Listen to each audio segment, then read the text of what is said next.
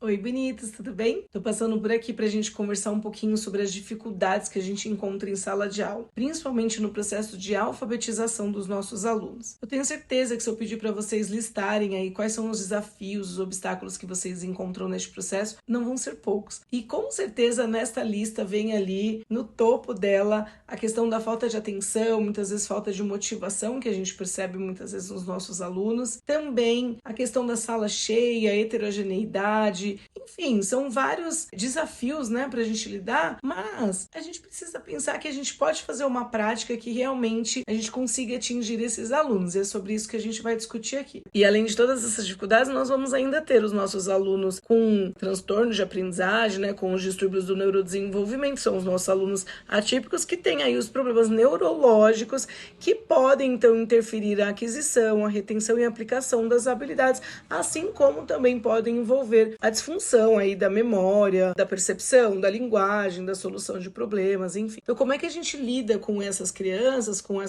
atípicas e com as crianças que nós chamamos aí de típicas, né? Que não tem nenhum transtorno de aprendizagem. Quando a gente está falando de alfabetização, a gente sabe o quanto é desafiador, o quanto alfabetizar é desafiador, é um processo bastante complexo. E mesmo frente a todos esses desafios, hoje a gente consegue alfabetizar uma turma inteira desde que a gente desenvolva as habilidades cognitivas em todos os nossos alunos. E quando eu estou falando dessas habilidades cognitivas, eu estou falando de duas coisas muito importantes, né? Então, a primeira seria o desenvolvimento da consciência fonológica, que é a consciência que a criança precisa desenvolver sobre os sons da nossa fala. E em segundo, a correspondência letra-som, que é a correspondência grafo-fonêmica. E a gente sabe, a própria neurociência vai dizer isso hoje, que se a gente fizer isso com constância e trabalhar todos os dias, pelo menos 25, 30 minutinhos ali por dia, você já tem resultados efetivos com todas as crianças. Então não importa se você tem uma sala, um número de alunos muito elevado na sua sala, ou se é uma sala heterogênea, porque a sala sempre será heterogênea. Mas importa entender que 90% do processo de alfabetização é o desenvolvimento dessas habilidades cognitivas. Então, para todos os alunos, a gente vai trabalhar com constância, todos os dias, de forma sistematizada, sistemática, para que essas crianças avancem. Agora, quando a gente começa a falar sobre falta de interesse, falta de motivação, falta de atenção, ou mesmo em disciplina, a gente precisa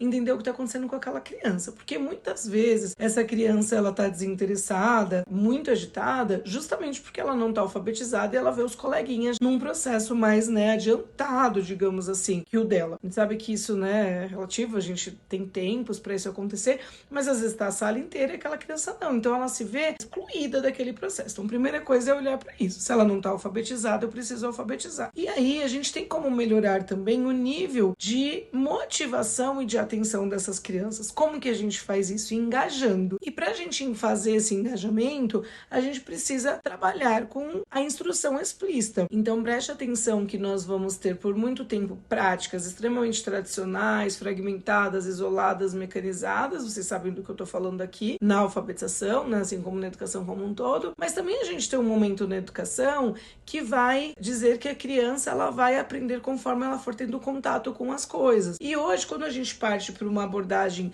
baseada em evidências, nós vamos trabalhar com essa ideia de instrução explícita. Então, o que é isso? Eu vou explicar para a criança o que ela tem que fazer, o porquê que ela está aprendendo aquilo. Eu vou acompanhar essa criança, eu vou fazer as intervenções, eu faço junto com ela. E neste processo eu vou dando autonomia para essa criança. Vou ensinando, vou permitindo que essa criança reflita sobre o sistema de escrita alfabético, que ela desenvolva habilidades que estão dentro da consciência fonológica. Então a gente consegue sim alfabetizar toda a turma, ainda que encontremos todos esses desafios pela frente, desde que a gente faça um trabalho que engaje essas crianças, que vá trabalhar a reflexão com essas crianças num processo conduzido mesmo, com instrução explícita, como a gente está dizendo aqui. E isso também vale para as crianças com transtorno de aprendizagem. Só que a gente precisa ter um olhar mais específico para essa criança. A gente tem os transtornos de aprendizagem, que são transtornos específicos da aprendizagem, então você vai ter lá dislexia, descalculia, disgrafia, dislalia, tudo aquilo. E nós vamos ter também crianças com deficiência intelectual. A deficiência intelectual é uma coisa mais global, então é lógico que eu tenho que olhar para cada diagnóstico, para cada laudo, o que realmente aquela criança tem, porque não dá para eu generalizar. E isso é ter o olhar individual para o aluno, então eu preciso olhar para as peculiaridades daquele laudo, daquele diagnóstico.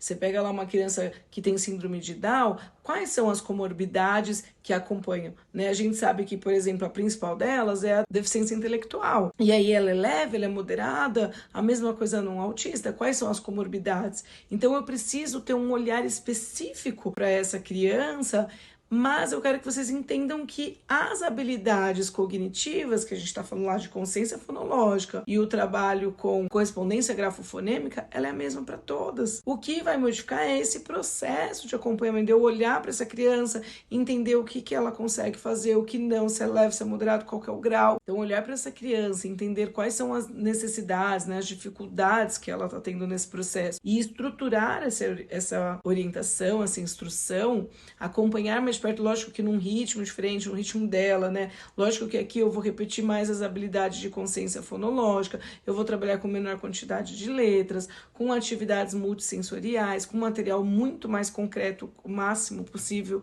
né? Então, tudo isso é uma forma de ensinar ali que você vai acompanhar de forma direta, de forma estruturada, sistemática, mas as habilidades entendam que é para todo mundo. É só o olhar que eu vou ter específico aqui para essa criança que apresenta um laudo, tal, e eu preciso olhar para isso, para cada criança de forma singular. Se você é professor alfabetizador ou quer aprender a alfabetizar e alfabetizar rápido, atingir toda a sua turma, entra aqui no link da minha bio, se inscreve no meu curso, porque é lá que eu dou todas as ferramentas e ensino como alfabetizar, né? Todas as ferramentas para vocês alfabetizarem de forma significativa. Eu sou Evelyn Cassilo, professora, fui alfabetizadora por 10 anos, hoje sou professora na graduação, no curso de pedagogia e na pós-graduação em alfabetização e letramento. Ministro cursos e palestras voltadas para este tema, do qual eu tenho tanta paixão, principalmente em formar e ensinar. Então eu espero por vocês. Um beijo e até lá!